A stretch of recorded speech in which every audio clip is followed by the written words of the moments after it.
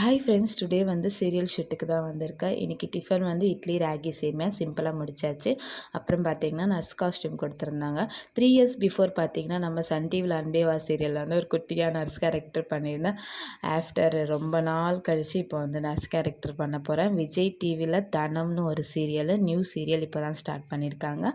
இதுதான் hospital set, எல்லாமே arrange பண்ணிகிட்டு இருந்தாங்க. கேமரா, லைட்டிங், பெட்டெல்லாம் அரேஞ்ச் பண்ணிகிட்டு இருந்தாங்க. திரும்பி டக்குன்னு பார்த்தா நம்ம ஸ்ரீ அண்ணா தான் அழகாக க்யூட்டாக வந்திருந்தார்.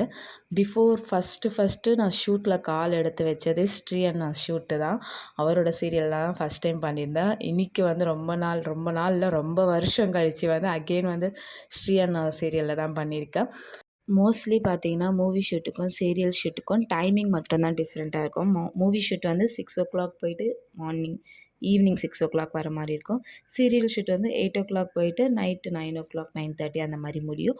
டைமிங் மட்டும்தான் டிஃப்ரென்ஸாக இருக்கும். இன்னொரு என்ன ப்ளஸ் பாயிண்ட்னா, மூவி ஷூட் வந்து சம்டைம்ஸ் வெயிலில் கூட இருக்கலாம். பட் சீரியல் ஷூட் வந்து மோஸ்ட்லி வந்து செட்டு வந்து வீட்டுக்குள்ளே தான் போட்டிருப்பாங்க. அதனால் தைரியமாக போகலாம். டைமிங் மட்டும்தான் கொஞ்சம் லேட் ஆகும்.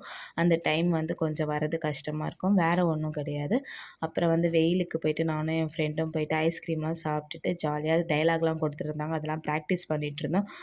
ஃபைனலாக ஷூட் முடிஞ்சிருச்சு. என் தம்பி வந்திருந்தான். நானும் அவனும் ஃப்ரெஷ் ஜூஸ் குடிச்சிட்டு வீட்டுக்கு போயிட்டோம். இன்னொரு வீடியோவில் மீட் பண்ணலாம். Bye bye, see you, Tata.